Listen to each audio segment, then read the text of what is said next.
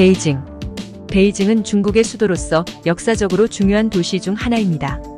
대표적인 명소로는 천안문 광장, 공산당의 주요 기념비인 인민영웅기념비, 중화민족박물관, 경복궁 등이 있습니다. 베이징은 중국의 전통과 현대가 공존하는 도시로 장애물이 없이 현대적인 시설과 전통적인 건축물이 어우러져 있습니다. 길거리에서는 중국의 다양한 음식을 즐길 수 있으며 동경 지구에는 다양한 쇼핑 명소와 엔터테인먼트 옵션이 있습니다. 이 외에도 사원, 관문, 정원 등에서 중국의 역사와 문화를 감상할 수 있습니다. 베이징은 중국의 중심지로서 정치, 문화, 경제 등 다양한 분야에서 중요한 역할을 하고 있습니다. 자금성. 자금성은 중국 베이징에 위치한 세계에서 가장 큰 황궁단지입니다. 명나라 영락제가 1406년부터 1420년까지 14년 동안 건설한 것으로 명나라와 청나라의 24명의 황제가 거주했습니다.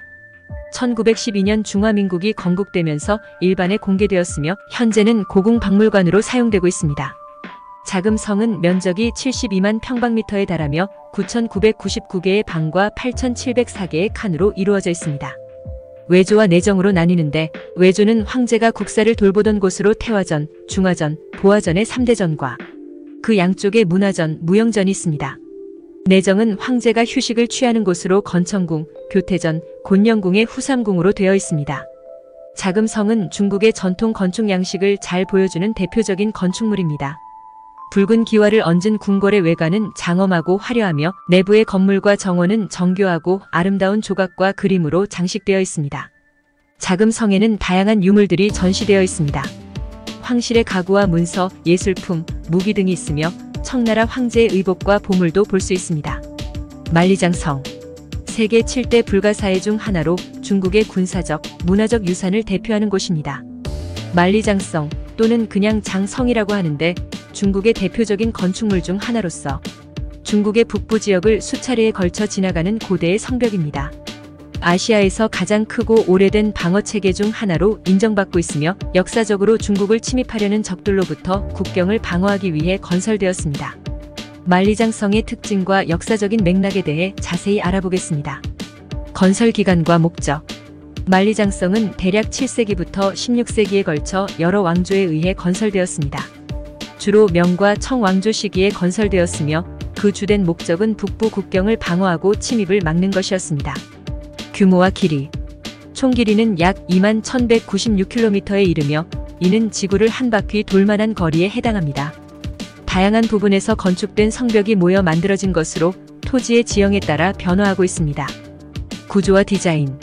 성벽은 주로 돌과 벽돌을 사용하여 건설되었습니다. 경사로 망루, 경계탑, 비취탑, 등지탑 등 다양한 구조물이 포함되어 있습니다. 지형의 어려운 부분에는 계단식으로 올라가는 부분도 있어 적의 침입을 힘들게 만들었습니다. 역사적인 의의. 만리장성은 주로 침입자들로부터 중국을 방어하는 목적으로 건설되었지만 그렇다고 해서 완전한 방어라는 것은 아니었습니다. 역사적으로 몇 차례에 걸쳐 고려나 중앙아시아에서의 침략을 방어하였으며 때로는 중국 내부에서의 분쟁을 막는 역할도 했습니다. 세계유산 등재.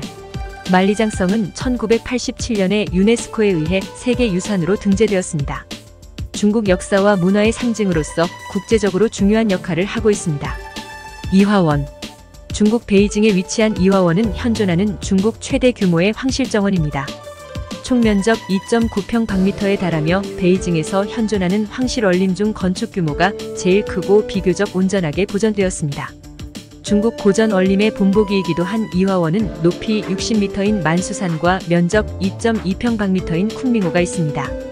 이화원은 크게 동국문, 인수전, 덕화원, 불양각 등의 건축물과 쿤밍호, 만수산으로 이루어져 있습니다.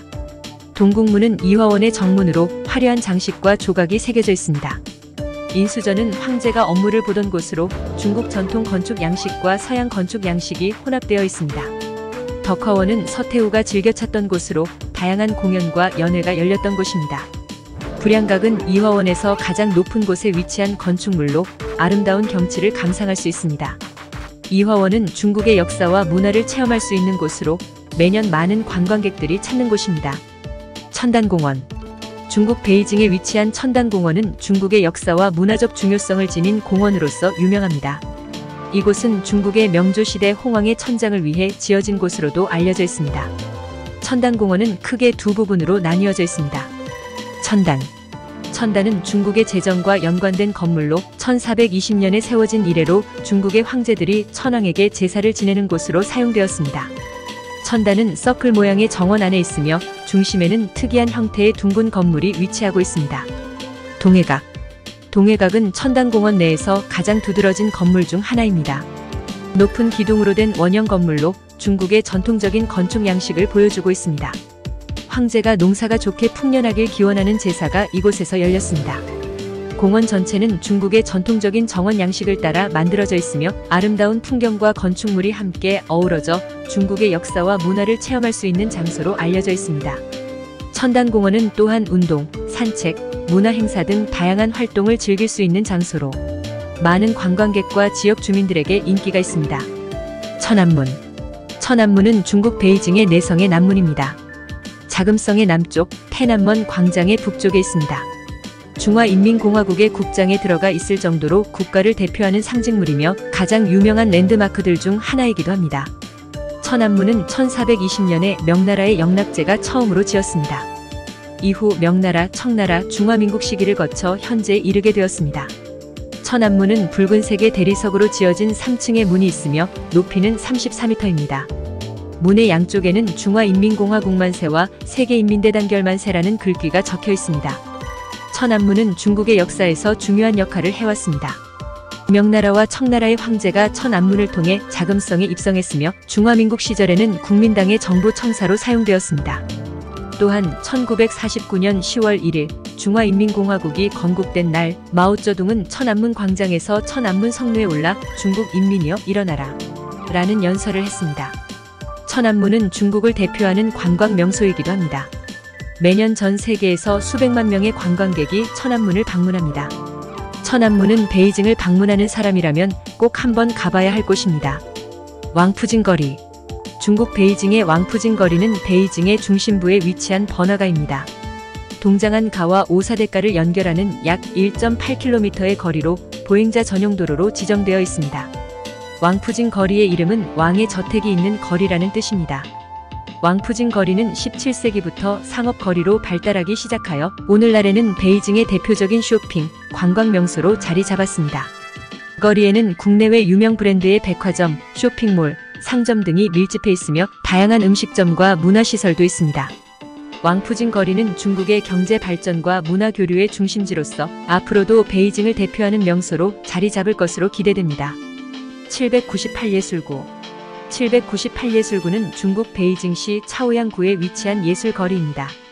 1950년대 구소련과 독일의 기술로 세워진 무기 공장으로 신중국 공업화 역사를 증언하고 있습니다.